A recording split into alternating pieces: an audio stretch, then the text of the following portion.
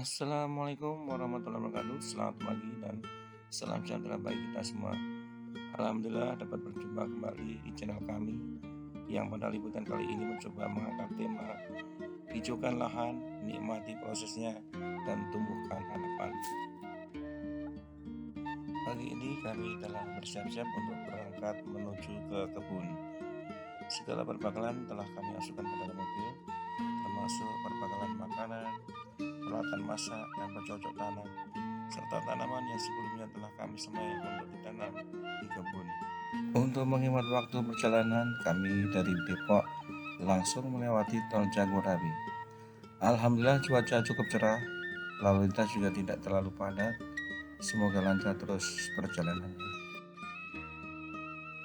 Perjalanan di tol Jagorawi kami tempuh hingga ujung tol Jagorawi.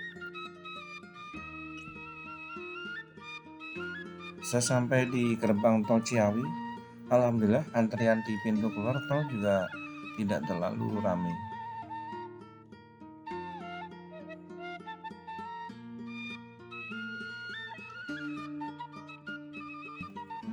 Karena perjalanan kami ke arah Sukabumi, maka kami coba memanfaatkan kontraflow, mengantisipasi terjadinya kemacetan yang sering terjadi di simpang jalur ke Puncak dan Sukabumi.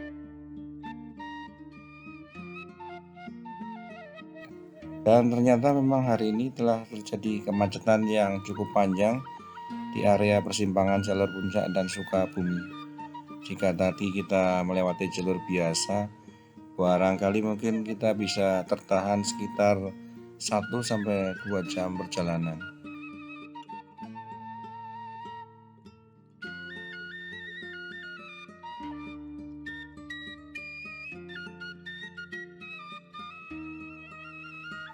Perjalanan kami lanjutkan melalui tol Bojimi, Bogor, Ciawi, Sukabumi. Jalanan cukup lengang dan lancar, tidak terlalu banyak mobil yang searah menuju Sukabumi. Pemandangannya juga cukup bagus, nampak di depan ada Gunung Salak terlihat cukup jelas tanpa diselimuti awan.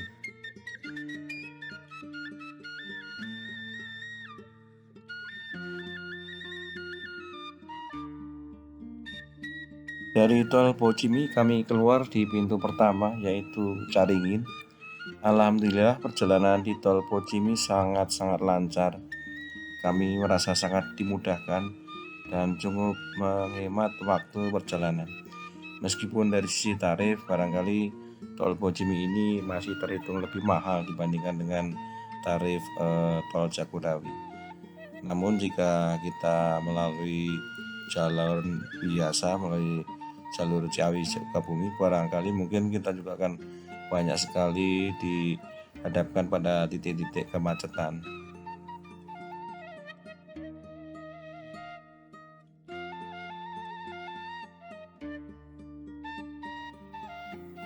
Setelah dari pintu keluar tol Caringin, kami lanjutkan perjalanan belok kiri bergabung ke Jalan Raya Ciawi Sukabumi yang mengarah ke Ciawi kurang lebih sekitar 500 meter. Di sini perjalanan dari kedua arah juga masih terhitung lancar, meskipun mulai terlihat adanya truk-truk besar di jalan. Kemudian kami masuk di gang samping pom bensin yang barangkali sudah lama tidak difungsikan.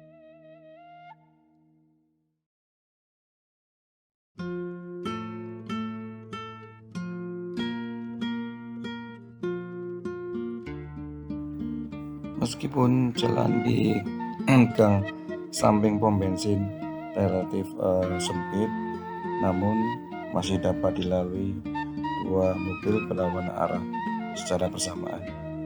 Kawasan ini merupakan kawasan arah permukiman yang cukup padat. Oleh karena itu kita harus lebih hati-hati dalam menghindari kendaraan.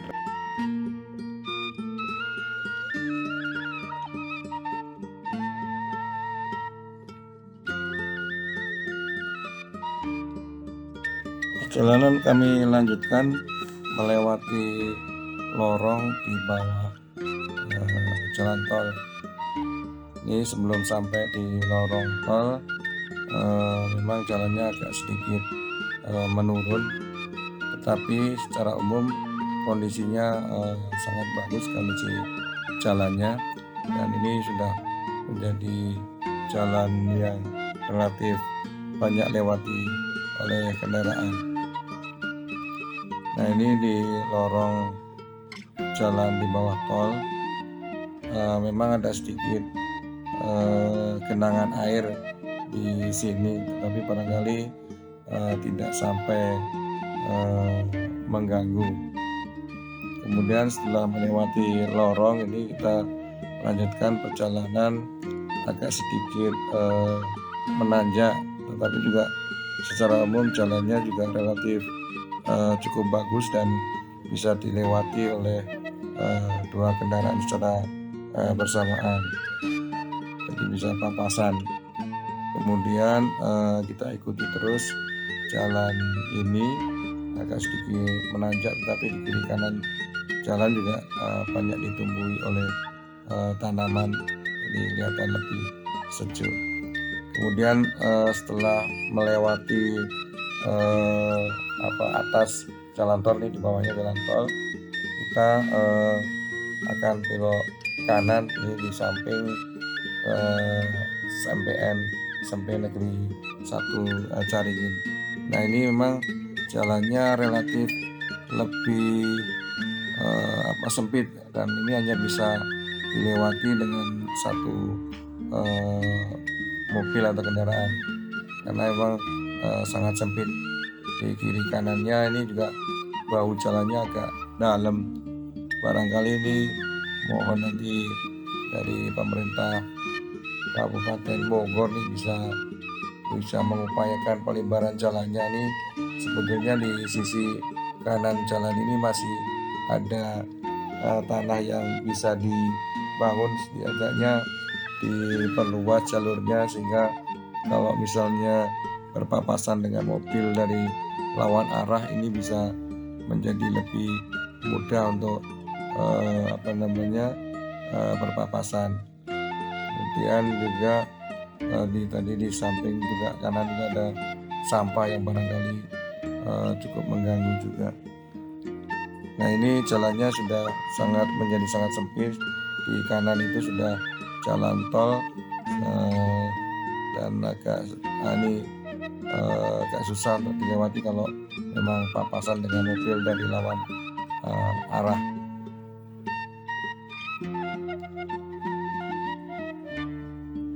Nah, ini juga ada sisi kanan juga barangkali bisa diperlebar jalannya untuk kalau misalnya terjadi perlawanan arah. Pada ruas jalan ini turunan atau tanjakannya cukup tajam dan agak panjang. Pengendara mobil atau motor harus lebih hati-hati, apalagi jika terjadi hujan dan kondisi ban sudah menipis. Barangkali perlu diantisipasi terjadinya ban slip. Alhamdulillah, akhirnya kami sampai juga di lokasi. Saatnya untuk bongkar muatan yang kami bawa dari rumah, terutama perbekalan makanan, peralatan kerja, dan tanaman. Proses bongkar muat menjadi lebih mudah karena mobil bisa sampai di pinggir kebun. Meskipun untuk saat ini barangkali belum bisa lama-lama parkir di pinggir kebun karena akan mengganggu perlintasan kendaraan. Mudah-mudahan ke depan bisa dibuatkan tempat parkir sendiri, meskipun barangkali biaya pembuatannya menjadi cukup mahal. Sebetulnya agenda utama hari ini adalah bercocok tanam. Kami coba tanam kacang panjang yang sebelumnya telah kami semai di rumah. Karena kacang panjang merupakan tanaman menjalar, kami juga akan siapkan tanjarannya. Selain itu, kami coba lakukan pembersihan gulma yang ada di sekitar tanaman dan melakukan pemupukan untuk memacu pertumbuhan tanaman. Salah satu tanaman yang sudah mulai menghasilkan adalah terong lalapan. Alhamdulillah, meskipun tanamannya masih kecil, namun sudah bisa dipetik buahnya. Hal ini menambah semangat kami untuk menanam aneka sayuran lainnya. Untuk pemupukan kami menggunakan NPK 16-16-16. Setelah tanah di sekitar tanaman digemburkan dan dibersihkan tanam gulmanya, kami coba berikan pupuk NPK di sekeliling tanaman. Pada musim tanam kali ini memang kami belum menggunakan pupuk dasar. Barangkali pada musim berikutnya kami akan coba gunakan pupuk dasar. Cabai juga sudah mulai banyak buahnya, meskipun barangkali batangnya masih perlu diperbanyak lagi pertumbuhan tunasnya, sehingga diharapkan buahnya bisa menjadi lebih lebat lagi. Kami merencanakan untuk memperbanyak tanaman cabai rawit di lahan ini, mengingat bahwa cabai merupakan jenis tanaman yang bisa dipanen berulang kali dan nilai ekonomisnya juga cukup tinggi. Kami juga telah mencoba menginvestasikan tanaman buah durian sekitar kurang lebih 16 batang. Ada 4 jenis tanaman buah durian yang kami coba budidayakan, yaitu musangking, bawor, matahari, dan montong. Namun terus terang kami masih belum bisa mengidentifikasi masing-masing jenisnya, karena waktu menanam kemarin kami juga kelupaan untuk membuat semacam tanda pengenalnya. Alhamdulillah semua tanaman durian kondisinya saat ini hidup, dan mudah-mudahan pada saatnya nanti bisa menghasilkan buah durian. Namun nampaknya hasil budidaya buah durian tadi memang baru bisa dinikmati barangkali sekitar 3 atau 5 tahun lagi. Oleh karena itu, sambil menunggu durian berbuah, kami coba kembangkan tanaman sela berupa sayur-sayuran. Melengkapi koleksi tanaman buah, kami coba budidayakan nangka mini. Alhamdulillah kondisinya cukup bagus, dan saat ini juga sudah terlihat banyak tumbuh daun-daun barunya. Mudah-mudahan cepat besar dan cepat berbuah. Kami juga budidayakan tanaman cempedak, namun sayang kondisinya belum mengembirakan. Dari sejak ditanam, daunnya belum banyak mengalami perubahan. Barangkali perlu dilakukan pemupukan dan penyiraman. Koleksi tanaman buah yang sudah sangat besar adalah pohon kueni. Namun sampai sejauh ini belum menunjukkan tanda-tanda akan berbuah. Di sampingnya juga ada pohon durian yang sudah cukup besar, namun juga belum menunjukkan tanda-tanda akan berbuah. Pada bagian atas di pinggir jalan, untuk menghindarkan terjadinya longsor, kami mencoba menanam kopi. Alhamdulillah sebagian besar sudah tumbuh daun-daun barunya. Barangkali rencananya di sela-sela tanaman kopi kami akan coba tanam beberapa tanaman sayuran seperti cabai atau terong untuk lebih mengikat tanahnya. Tanaman kopi yang kami tanam adalah jenis kopi robusta dan kopi arabica. Jumlahnya kurang lebih masing-masing sebanyak 5 batang. Namun kami juga belum hafal ciri-ciri perbedaan tanamannya antara robusta dan arabica. Selain di pinggir jalan, sebagian kopi kami tanam di tengah lahan.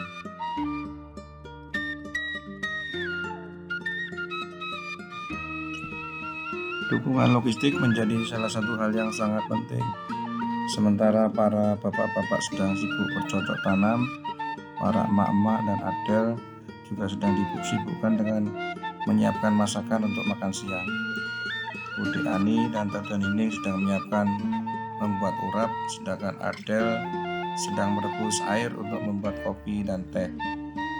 Untuk merebus air, kami coba manfaatkan kompor gas kecil, sedangkan untuk memasak sayur-sayuran, kami menggunakan tungku dan kayu bakar yang banyak tersedia di lokasi.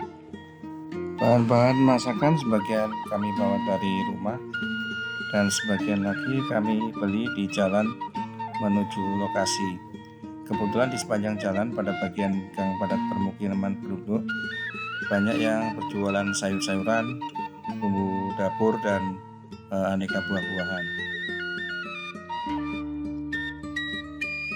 Barangkali nanti kalau tanaman sayur-sayurannya sudah lengkap dan bisa dipanen, kami tidak akan terlalu repot lagi untuk mencari bahan sayuran. Tinggal petik di kebun dan jelas riwayatnya. Kami akan menghindarkan penggunaan pestisida agar sayuran menjadi lebih aman untuk dikonsumsi. Sebagai menu makan siang kami juga masak pepes ikan patin dengan menggunakan bambu. Namun sayang karena terlalu konsentrasi mengendalikan api jadi kelupaan dibuat videonya. Alhamdulillah hasil masakan pepes ikan patin lumayan enak. Nanti bisa diagendakan lagi pada liputan berikutnya. Nampaknya ada yang tidak sabar menunggu durian berbuah, sehingga kami coba berburu durian di tempat Pak RT yang melingkupi wilayah kebun. Kebetulan beliau juga menjadi pengepul buah durian. Kami sudah coba lengkapi kebun dengan toilet darurat di sungai kecil di bagian bawah. Di dekat dengan toilet ini juga kami coba tanam beberapa tanaman, yaitu buah jengkol dan kelapa. Jalan menuju lokasi toilet ini memang agak terjal, namun kami telah siapkan dengan jalan trap menuju toilet, meskipun masih sangat sederhana.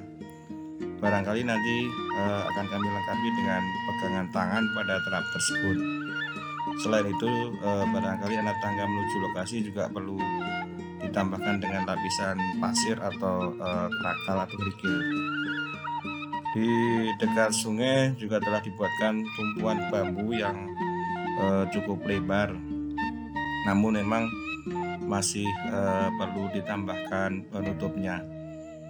Selain itu juga barangkali tanaman-tanamannya juga perlu dirapikan lagi atau dibersihkan lagi untuk menghindarkan kesan seram. Tidak terasa hari telah menjelang senja, cuaca juga sudah semakin gelap. Meskipun sebetulnya masih banyak agenda di kebun yang belum terrealisasi, namun nampaknya kami harus segera berkemas-kemas untuk kembali ke rumah. Barangkali sampai di sini dulu liputan kami kali ini. Insya Allah akan kami sambung lagi pada liputan berikutnya untuk mengupdate kondisi kebun beserta tanamannya. Terima kasih telah berkenan menonton liputan kami.